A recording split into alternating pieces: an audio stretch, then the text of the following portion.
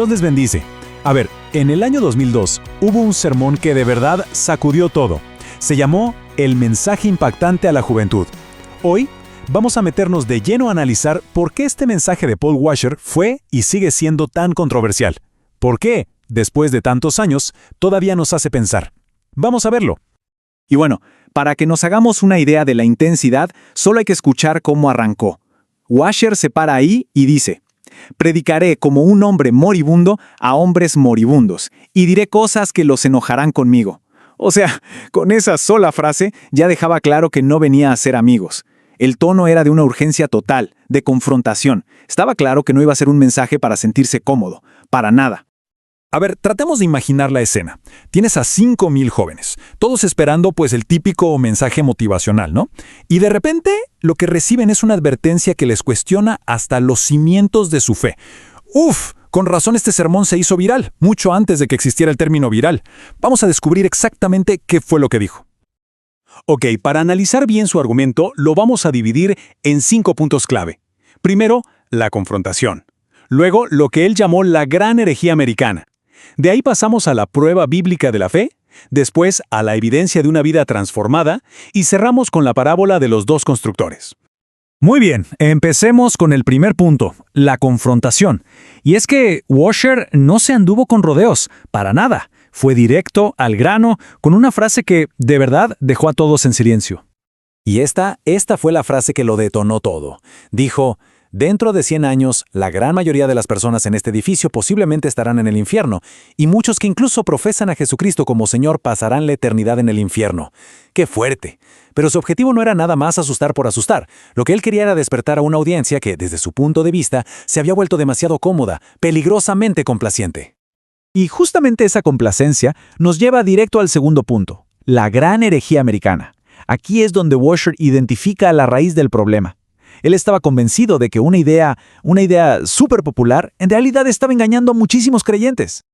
Aquí lo vemos claramente. Por un lado está la creencia común, que con solo hacer una oración pidiéndole a Jesús que entre en tu corazón, ya, listo, tienes la salvación asegurada. Pero por otro lado tenemos la respuesta de Washer y es contundente. Él dice que esa es la mayor herejía en la iglesia estadounidense, una especie de fórmula mágica que él insiste no aparece en la Biblia. Su punto es que la salvación es algo mucho más profundo que solo repetir unas palabras. Y una parte central de esta supuesta herejía es el famoso concepto del cristiano carnal. O sea, esta idea de que una persona puede ser un cristiano de verdad, genuino, y al mismo tiempo vivir como si nada en el pecado y en las cosas del mundo. Pues Washer rechaza esto por completo. Su argumento es sencillo. Si de verdad hubo un encuentro con Dios, es imposible que la vida no sea transformada, por definición. Entonces, si una oración no basta, ¿cuál es la prueba de una fe verdadera? Bueno, eso nos lleva a la tercera parte, la prueba bíblica de la fe. Y aquí es donde Washer basa todito su argumento en un pasaje clave, Mateo capítulo 7. La primera imagen que usa es súper conocida, la de los dos caminos. Por un lado está el camino ancho, que es el fácil, por donde va todo el mundo, pero que lleva a la destrucción. Y luego está el camino angosto, el difícil, el que pocos encuentran, pero que lleva a la vida. El mensaje aquí es súper claro. Seguir a Cristo no es el camino por defecto, no es lo fácil. Requiere una decisión, una elección consciente y a menudo difícil. Y aquí está el corazón de su argumento, una cita directa de Jesús en Mateo 7:21. «No todo el que me dice Señor, Señor entrará en el reino de los cielos, sino el que hace la voluntad de mi Padre que está en los cielos». La implicación es... Bueno, es imposible de ignorar. Decir las palabras correctas, hacer una confesión de fe, por sí solo no es suficiente.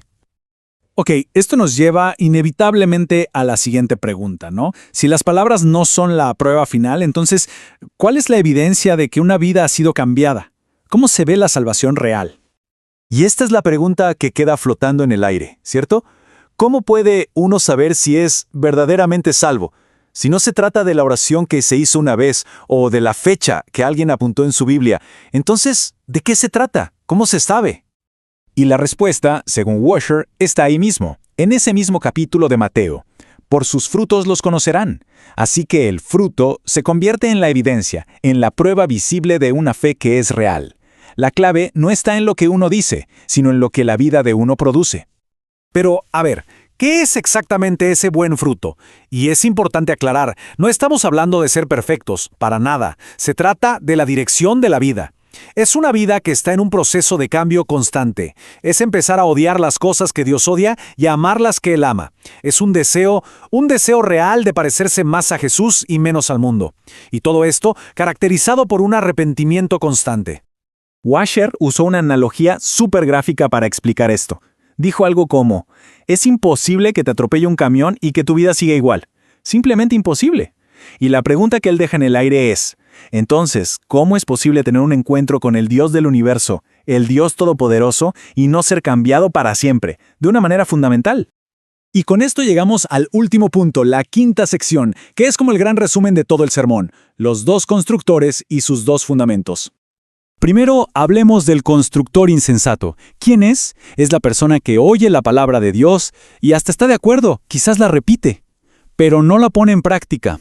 Su vida, su fe, está construida sobre arena. Y sí, puede que se vea bien cuando todo va bien, cuando brilla el sol. Pero en cuanto llega la tormenta, la prueba, todo se viene abajo. Y por otro lado, claro, está el constructor prudente.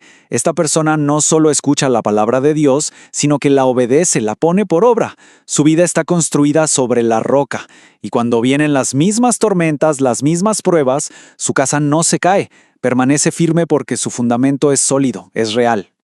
Y aquí viene el punto clave de la interpretación de Washer.